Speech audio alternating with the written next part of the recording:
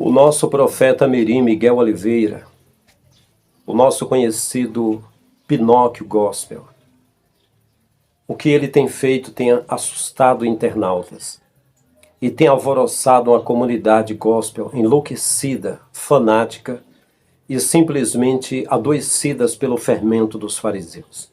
É impressionante a forma com que o Miguel evolui na sua loucura.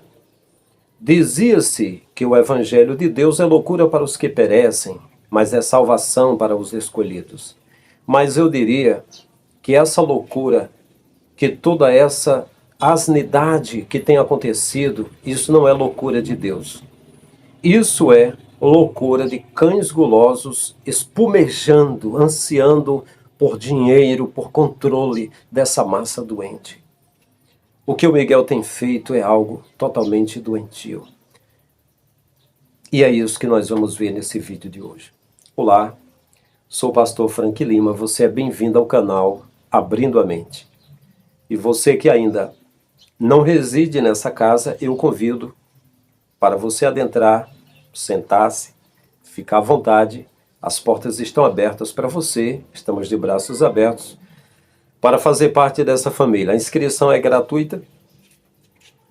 Você pode dar um like para que o algoritmo veja que você gosta. Você pode ativar o sininho das notificações para ser notificado e que o algoritmo venha divulgar para outras pessoas também, que certamente vão gostar desse conteúdo, desse trabalho. Em primeiro lugar, com tristeza eu digo que o nosso profeta Mirim, Miguel Oliveira, ele é um charlatão. E o charlatanismo é crime. Está no Código Penal, no artigo 283, que anunciar cura sem base científica é crime. Ele pegou um laudo médico de leucemia e rasgou e disse que a vítima da leucemia podia abraçar outra mulher porque tinha cura. E as pessoas estão apostando, não é só uma, nem duas, nem 10, nem 20, que se for até o médico que expediu o laudo, e se for examinar, possivelmente a mulher ainda tem a enfermidade. E se ela tiver num processo de regeneração da doença através de medicamentos, através de um procedimento médico, e ela tiver terminado, isso não tem a ver com o que Miguel fez. Mas Miguel rasgou documentos e anunciou uma cura sem ter uma prova. E as pessoas estão fazendo esse desafio. Inclusive, Daniel Alvarenga é um youtuber que fez o desafio. Desafiou Miguel a que fosse até o hospital e procurasse o laudo médico dizendo que ele nasceu sem os tímpanos e sem as cordas vocais. E garante que não vai acontecer. Então isso é crime chamado charlatanismo. E isso recairia sobre os ombros da família. A família seria inquirida disso. Ou certamente o pastor Massinho, o líder da igreja dele lá de Carapicuíba, que deveria orientar esse garoto, a não ser que esteja sendo beneficiado naturalmente, quando um garoto é a galinha dos ovos de ouro de um projeto malandro, doido, sempre tem pessoas adultas por trás que estão se beneficiando. E cadê o conselho tutelar?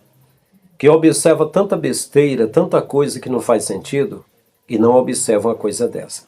Então, isso é crime, isso é charlatanismo. Mas ninguém está barrando, alguma coisa estranha tem. E eu falo que é algo que devemos observar. Isso não vai acabar bem. Ninguém brinca com o Evangelho, ninguém brinca com a fé, ninguém brinca com o Deus Todo-Poderoso e vai acabar bem contando uma bela história. Não há feliz para sempre nessa história. O que é possível é que o Pai conceda um arrependimento, que esse menino venha nascer de novo e voltar atrás, porque o que está acontecendo aí é uma encenação.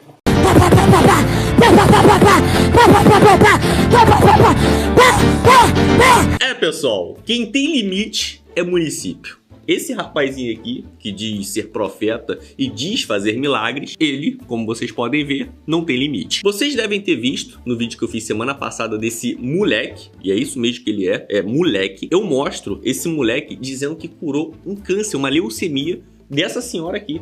Olha só a cara dela. Coitada, né? Ela realmente, ela acha que ela foi curada por um moleque que não tem a menor noção do que é enfrentar um câncer. A minha mãe teve câncer um tempo atrás, eu vi o quanto ela sofreu com essa doença. Graças a Deus, hoje ela tá bem, ela melhorou. Então esse rapazinho aqui, ele não tem a menor noção do que é enfrentar uma doença como essa. Isso aqui que ele tá fazendo é crime, tá, pessoal? Esse moleque, ele devia sim responder criminalmente pelo que ele tá fazendo. Aí nessas horas, né, o conselho tutelar não aparece, ninguém aparece, a justiça não aparece. Olha só isso aqui, ó. O crime de charlatanismo, tipificado no artigo 283 do Código Penal Brasileiro, consiste em inculcar ou anunciar cura por meio secreto ou infalível sem base científica. Ou seja, ele diz que ele curou uma pessoa sem base científica, então ele está cometendo esse crime. É um crime contra a saúde pública que visa proteger o público de práticas enganosas e perigosas. Só que como o país que a gente vive é uma piada, né? Só quem vai preso é senhoras que pintam estátua, a gente sabe que esse moleque aqui, ele não vai sofrer nada. Como eu falei, nessas horas o conselho tutelar não aparece, não faz nada, né? Agora, se você bota uma criança para trabalhar, pra ela poder adquirir maturidade, caráter, saber o valor, né, do que é o dinheiro, aí rapidinho o conselho tutelar aparece. A única coisa que a gente pode fazer, e a gente tem o dever moral e ético de fazer, é mostrar o que esse moleque, que é um moleque, o que esse moleque tá fazendo é totalmente o oposto do que Deus pregou pra gente. Como o próprio Deus falou em Mateus 24. Porque se levantaram falsos cristos e falsos profetas, como que esse rapazinho se denomina? Profeta. Que farão sinais e maravilhas de tal maneira que, se possível, enganariam até os escolhidos de Deus. Quando esse garoto finge curar essa senhora que tem leucemia,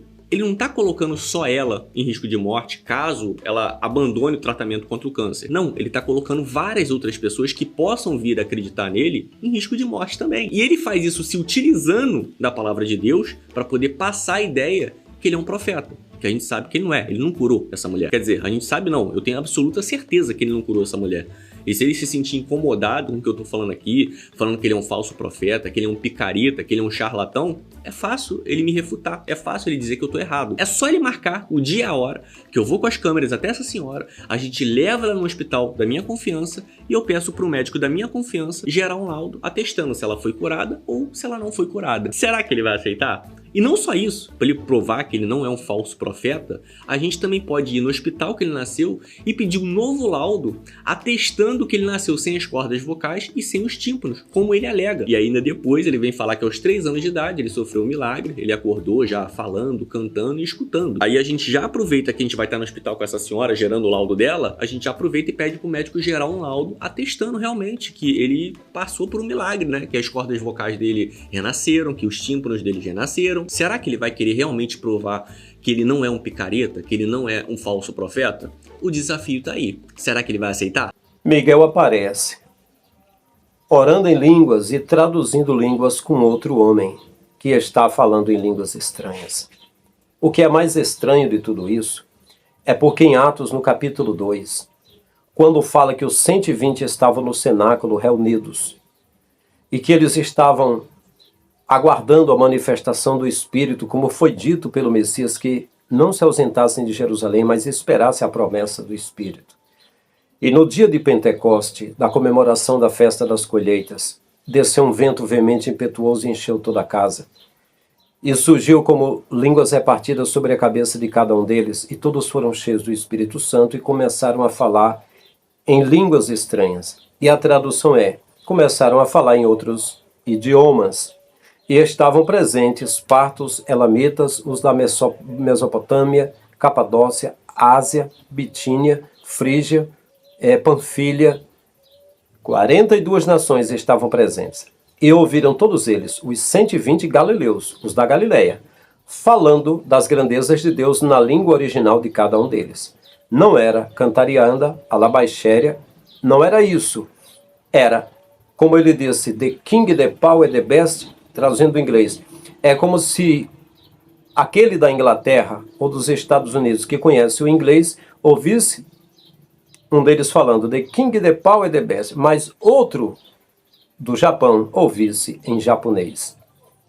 E o da Alemanha ouvisse em alemão. E outro de Buenos Aires ouvisse em castelhano, em espanhol. Então ele falaria em English, ele falaria em espanhol, ele falaria em francês, ele falaria em alemão, ele falaria em mandarim, e cada um, nos seus respectivos países, entenderia essa língua. Paulo fala mais tarde aos Coríntios, aos crentes de Corinto, que se alguém fala língua, haja quem interprete, ou então esteja calado na igreja, ou fale consigo mesmo e com Deus.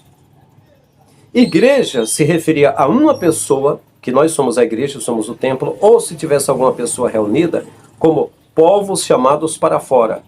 Como Jesus disse em João 10, as minhas ovelhas ouvem minha voz, eu chamo para fora. Porque a igreja tem a ver com gregos, se fosse reunião de gregos. Ou seja, o que acontece mesmo é que essa coisa de um estar falando numa língua estranha e o outro está interpretando em português aquela língua estranha é falso. Isso não é verdadeiro. Porque o que Paulo se referiu era idiomas. E o que foi falado em Pentecoste, repito, não era alabaxéria cantarianda, não era isso. Era idiomas definidos. E eles tiveram o dom na hora de serem poliglotas, de falar em outros idiomas, e os das nações,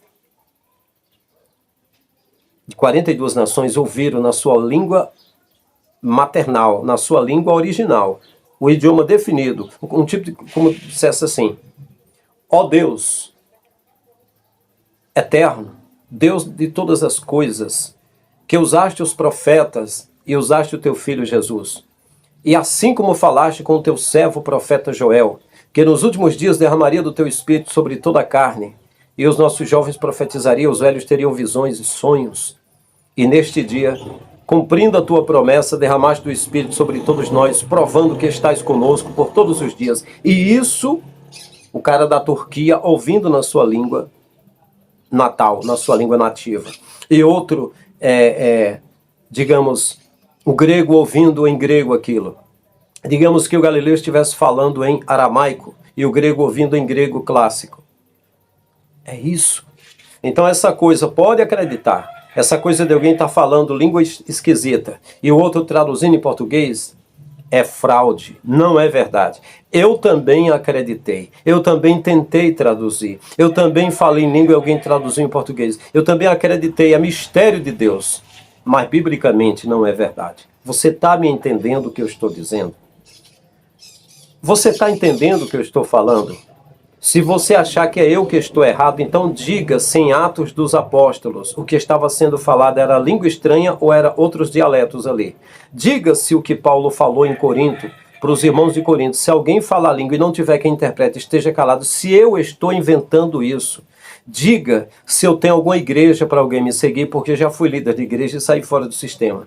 Diga se ouviu falar que o sistema me jogou fora porque eu defraudei, porque eu menti, porque eu prostituí, porque eu caí. Não. O sistema me abraçou e me quis, me valorizou. Mas em 2014 eu saí do sistema com a minha credencial e minha carta de pastor e vim cuidar da família e trabalhar pela internet porque eu não acho justo o que o sistema faz com a palavra de Deus. Eu não acho correto. Abbia prova, ciò che abbia fa, ciò perex fa, ciò prevoa. Eu falo na linguagem do país, vocês vão pensar. Of the king, the power, the man, the bastard, the king, the fairy, the smile. Of the king, the power, the man, the bastard, the king, the fairy, the smile. Mas o Miguel, ele é tão embaçado, Miguel, ele é tão diferenciado como pastor que ele é capaz de escutar outra pessoa falando em língua estranha e ele consegue traduzir.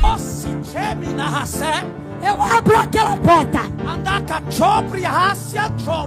Fecho uma cova. O meu sangue vai na porta dela. E eu tomo todos os meus versos. Agora.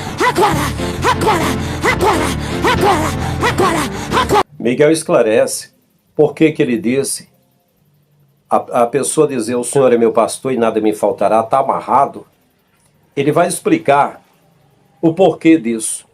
E ele diz o seguinte: ter pastor é se sujeitar à igreja. Primeira coisa, Miguel, que eu quero dizer para você. O sistema me dá ânsia, me dá nojo. Porque o sistema, seja no Estado, não é a favor do cidadão.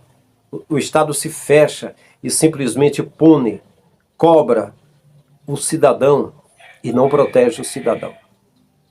E o sistema, quando é na igreja, eles se fecham para enriquecer seus líderes e ter comando, controle sobre o gado. E eles oprimem o gado e exploram de todo jeito e não amam esse gado.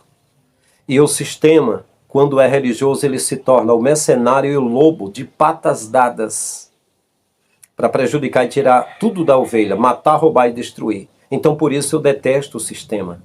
E ver um filho do sistema igual Miguel, e ver um filho de serpente igual Miguel, falando pelo sistema com todas as palavras, dá uma ânsia de vômito, dá um mal-estar muito grande.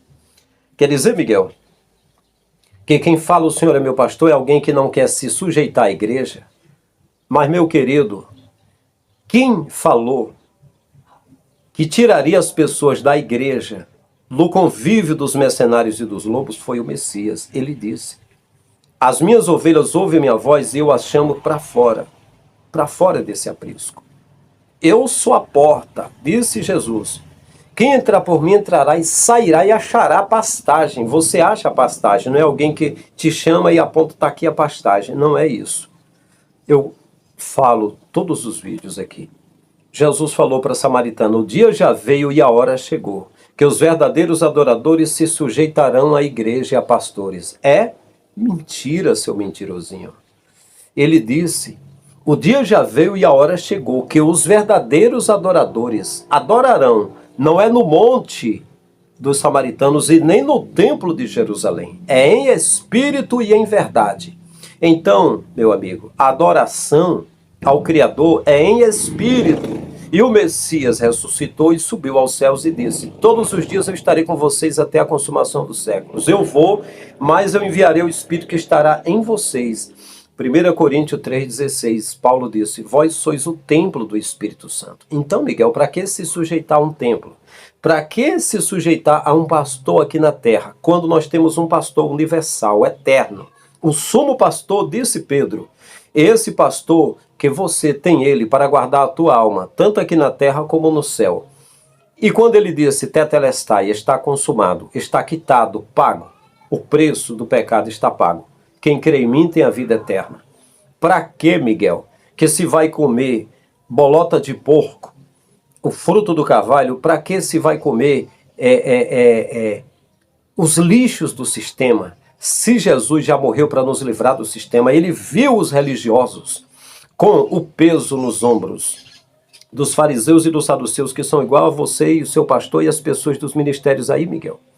Jesus viu o peso religioso nos ombros e disse: vós que estáis cansados e oprimidos, venha a mim, tomai sobre vós o meu jugo, aprendei de mim que sou manso e humilde de coração, e encontrareis descanso para vossas almas, porque o meu jugo é suave e o meu fardo é leve. Miguel, em Mateus 23, Jesus disse: vós botais um fardo nos ombros dos homens, tão pesado que vocês não querem mover nem com o dedo, mas vocês põem nos ombros dele, assim é vocês. Tem de ir para o culto, tem de dar dízimo, tem de fazer sacrifício, tem de dar oferta, tem de suprir a necessidade voraz da ganância que vocês têm, de encher o rabo de dinheiro, de riqueza e de fama e de posição para vocês dar o seu show. Eu sei o que é isso, Miguel. Eu preguei mais de 10 anos no Brasil e eu aprendi a pregar. Eu também fiz teologia. Eu sei o que é uma narração, o que é uma prédica, um discurso, uma preleção. Eu sei os 3 tipos de discursos: o discurso político, o forense e o eclesiástico. Eu sei o que é isso. O que você é um bom ator, aliás, um bom ator para os incautos, para os nécios, tolos, aparvalhados, neófitos na fé, engoldados por toda sorte de doutrina. Para mim, não. É um péssimo ator. Eu sinto mal com a sua representação. Eu nunca senti calor nas pregações do Marco Feliciano, e na sua é gelo total na alma. Mas coitado do gado, está morto. Por isso que vocês pisam por cima, eles não sentem as dores. Bancam essa loucura que vocês fazem. Então, Miguel, como é que eu vou me comprometer? Eu sou desigrejado, então. Eu já fui líder de igreja, já fui itinerante, sou pastor, religiosamente falando, que para mim só tem um pastor que é o Messias, mas vou ficar aqui pela internet. Eu não vou suprir esse comércio de merda que vocês fazem. Apocalipse fala para vocês que os da grande Babilônia que está caindo, viu? E eu estou ajudando a derrubar essa merda dessa Babilônia. Vocês, negociadores, vão chorar um momento, porque vai faltar agenda, vai faltar essas riquezas, a Babilônia vai cair. Antes dela cair, talvez dê tempo de você ficar rico e perder a sua própria alma, porque essa é a situação. Como é que eu vou ficar comprometido com o templo evangélico? Quando o Messias falou, a casa de meu pai é casa de fala, de oração, é ser humano, e vocês transformaram num covil de salteadores, que é o que vocês fazem usando a Bíblia, é assaltar. Como é que eu vou para o templo se Estevão apedrejado disse...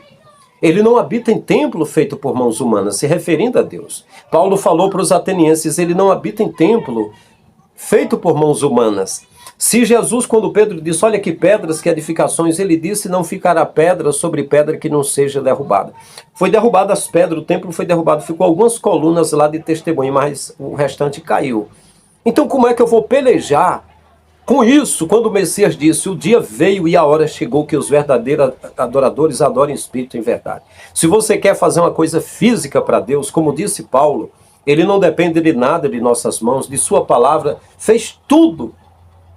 Então, se você fizer um vestido e você der para Deus vestir, ele não veste. Se pegar uma comida e der para Deus, Deus não come. Se for tentar ver Deus doente, para ajudar Deus, ele não fica doente. Mas se você fizer pelos carentes, sim, está trabalhando pela casa de Deus, que vos lembreis dos pobres, foi o que disse Jesus. Quando fizerdes um banquete, chame o pobre, o aleijado, o doente, foi o que Jesus disse. Não é fazer um banquete, uma festa e chamar a Vitória Souza, chamar a Miguel Oliveira, chamar a Marco Feliciano. Não, não é isso. Não é esses comerciantes desgraçados. É chamar o pobre e o carente. Então, Miguel, eu passaria 4 horas só falando desse assunto. Eu não vou nem aumentar esse assunto aí. Mas tem um pastor aqui na terra, muito obrigado, não tem. Jesus disse, eu sou o bom pastor. O bom pastor é que dá vida pelas ovelhas. Se eu ver Miguel ou Massinho ou alguém dando a vida pelas ovelhas, eu vou acreditar no seu pastoreio. Mas ainda assim, não será bom pastor, porque não pode salvar. Quem dá a vida e pode salvar é o Messias. Mas ele disse, todos os que vieram antes de mim foram ladrões e salteadores. Agora você imagina depois dele. Então, meu amigo, Neca de Pitibiriba, voltar para templo para engordar esse comércio desgraçado, não, Senhor. O templo para mim são seres humanos que precisam de cuidados. Eu entendi a igreja primitiva, eu entendi o pedido de Jesus lá na festa da Páscoa. Ele partiu o pão nos pratos e disse, meu corpo é comida, meu sangue é bebida. Faça isso em memória de mim. Eles entenderam, a igreja entendeu, os apóstolos entenderam. Que partir o pão da vida para as pessoas é dizer que Jesus salva. E partir o pão físico é dar vida aqui na terra. Precisamos de 2 vidas. A vida terrena, se não comer, morre de fome. E se não comer do pão da vida, tem a morte espiritual. Então, a igreja primitiva, os apóstolos evangelizavam, faziam sinais, depois da ressurreição de Jesus, e davam testemunho, as pessoas criam, e os que tinham propriedades vendiam, traziam o valor aos apóstolos e repartia a cada um segundo a necessidade que cada um deles tinha. Então, meu querido, outra coisa, Miguel disse o seguinte, é um problema que estamos tendo hoje. Sim, Miguel, o problema está só começando. Ele disse que os que não vão para a igreja é um problema. É impressionante como ele respira o sistema, como ele fala pelo sistema. Ah, pessoas que não vão para a igreja, que não se sujeitam a pastores, é um problema que estamos tendo hoje. Eu vou dizer o nome desse problema, é a queda da grande Babilônia. É só isso aí, meu amigo. Pode estar certo. Enquanto Frank Lima tiver fôlego no nariz e tiver picaretas igual a Miguel Oliveira, igual a Silas Malafaia, igual a Edir Macedo, igual a Valdemiro Santiago, igual a Genô Truque, igual a Leonardo Sali, igual a Camila Barros, igual a todos esses que estão aí vendendo evangelho, cobrando cachês, fazendo falsas profecias, línguas esquisitas, falsos milagres, falsas revelações e simplesmente gerando muita renda, muito dinheiro. O pastor Frank Lima vai estar aqui, sem receber dízimo, sem receber ofertas, sem ser famoso, praticamente anônimo aqui no canal pequenininho. Eu vou estar descendo a madeira, descendo a lenha em vocês. E nem adianta os seus haters, adoradores, os seus baba-ovo, ficar jogando palavra de ódio, dane-se. Eu vou dizer igual o Rambo, no final do filme de Rambo 3, quando simplesmente viu um avião de guerra, e quando todo um exército contra eles estavam dentro de uma vala, ele e o Richard Crenna, com a metralhadora na mão, e aí era para se render, e ele disse, dane-se, e continuou atirando. Assim é eu. Aconteça o que aconteceu, eu vou dizer, dane-se, eu vou continuar atirando contra esses lobos, esses mercenários, e eu tenho certeza que daqui a pouco vai surgir atrás de mim, porque já existe um exército poderoso para bombardear vocês, até vocês estarem calados perante aquele que é o Todo-Poderoso, e que a palavra de Deus prevaleça, e que a verdade prevaleça, e a verdade é Cristo, e vocês não servem a Cristo. Essa é a realidade. O Miguel disse que jovens, tem jovens que eles são do pula-pula, mas eles não vão para o culto de ceia. Mas, meu amigo, que tipo de ceia mais nós precisamos? Jesus disse, vossos pais comeram o maná no deserto, mas quem comer do pão que eu der nunca mais sentirá fome. Ou seja, o pão que ele dá não é comer o corpo dele, a carne, e beber o sangue mesmo. É simplesmente crer que Jesus é o Salvador, e isso é o fruto da árvore da vida, e isso é o segredo da vida eterna. E isso é o pão da vida, que nunca mais sentirá fome e será salvo. Então para que ir para templo, para ficar dando dinheiro para mercenário, vendendo a salvação, se Jesus já deu? Se você tem dinheiro, use da forma melhor para a sua vida. E quando você tiver de ajudar alguém, faça pelo carente que Jesus pediu, pelo pobre, pelo o mendigo. Ele não falou de Lázaro, o mendigo, que morreu de fome porque ninguém dava nada. Dê para eles.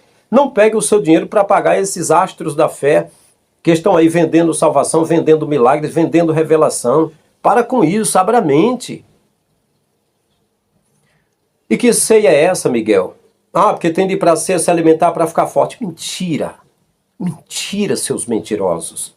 Jesus falou, dessa ceia aqui, ó, nunca mais eu participarei com vocês. Só naquele dia que eu tomarei com vocês uma ceia nova no reino dos céus. Então, Jesus está presente aqui nessa ceia. Não, ele não está. Ele disse que não estaria. Só quando fosse uma ceia nova. A ceia que dá vida eterna, que fortalece, é o Cordeiro de Deus que tira o pecado do mundo. Sim, essa é a ceia.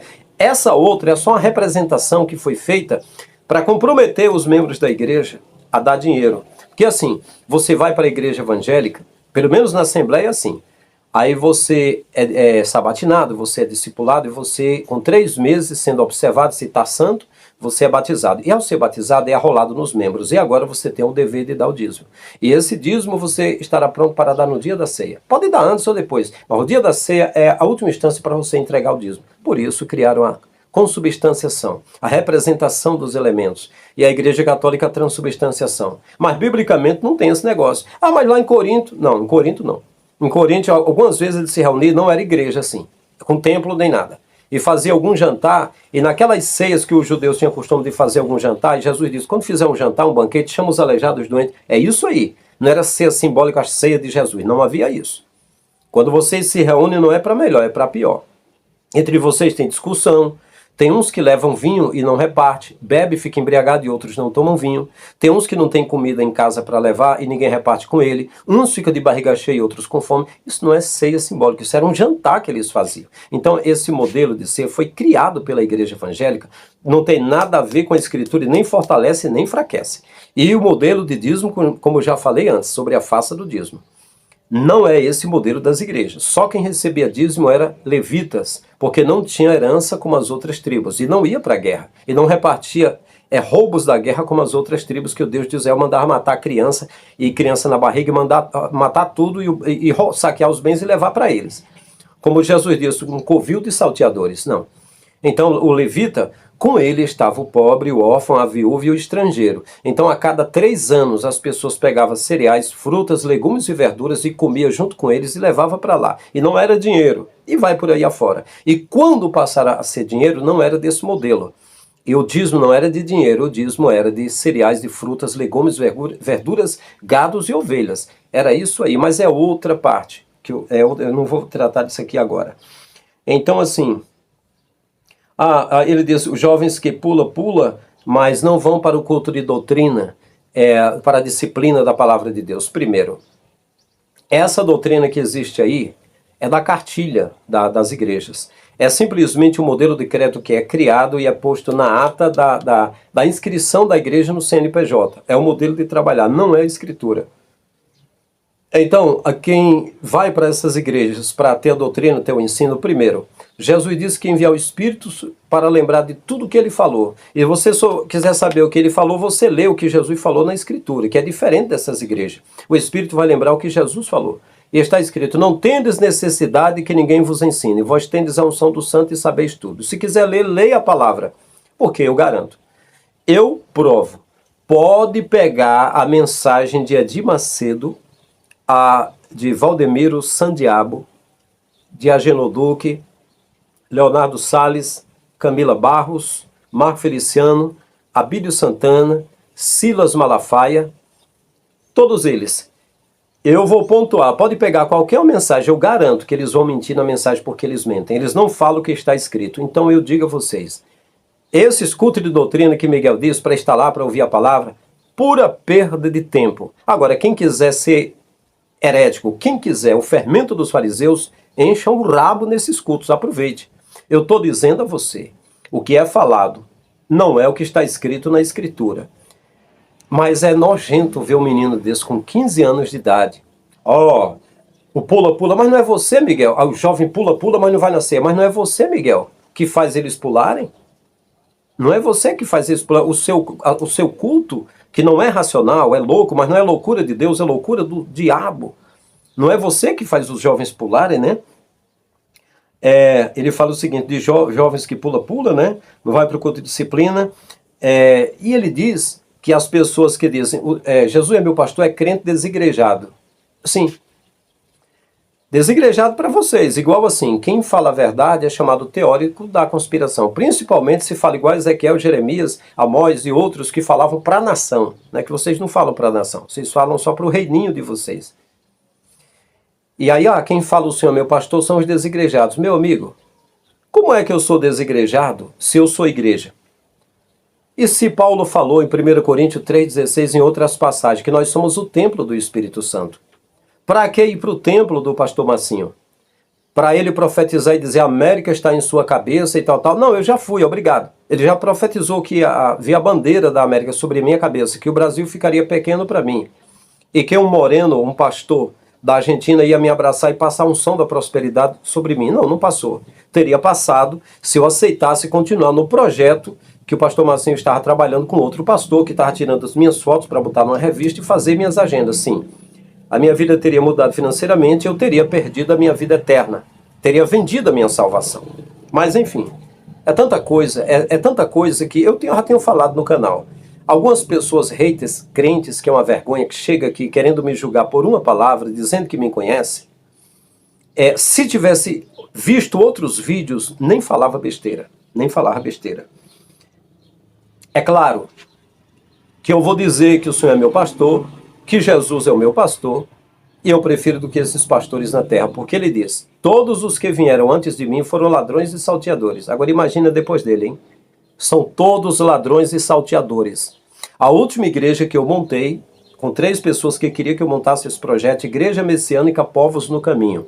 Eu fiz o estatuto para que essa igreja ajudasse a qualquer um necessitado, a renda não era minha, era de quem precisasse. E iríamos comprar um carro quando pudéssemos para fiscalizar a porta dos irmãos, igual a igreja primitiva, para não deixar faltar o pão, e anualmente fazer uma casa para quem não tivesse, e quando tivesse recurso, fazer as casas que precisasse. E com 30 dias, os cãezinhos gulosos, que começaram a crescer os olhos junto comigo, disseram que queriam a igreja igual às outras e que o dinheiro fosse só para os líderes. Eu saí fora deles. Saí fora e eles se acabaram por lá. As pessoas se espalharam e eles não continuaram. Eles não eram pastores. Eles eram mercenários aí. Era dessa linha aí. Então, meus queridos, eu assevero a vocês. Eu tenho experiências de pastor. Mas você parece tão jovem. Não sou tão jovem. Passei dos 40. Comecei bem jovenzinho a ser pastor mais novo no Ceará. Eu comecei com 20 anos de idade a liderar campo de trabalho aqui no Ceará pela Igreja Evangélica Assembleia de Deus, Ministério Templo Central, que em São Paulo é Ministério do Belém de José Wellington, em Belém do Pará, Igreja Mãe de Samuel Câmara, e aqui no Rio Grande do Norte é Ministério da Missão, pastor Martim Alves da Silva, onde eu aceitei a fé lá. Então é isso, abreviando,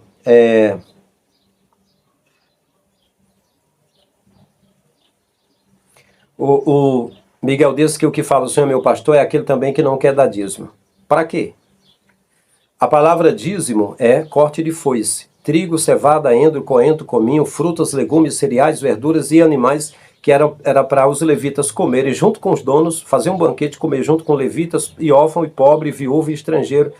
No dia que Miguel e que o Marcinho, o pastor dele, e que outros estiverem fazendo banquetes, chamando os mendigos de rua e dando banquetes na igreja junto com eles, e dando primazia a essas pessoas, eu estou com vocês, meus camaradas. Mas enquanto não, toma cajado na cabeça, seus picaretas. Essa é a realidade, viu?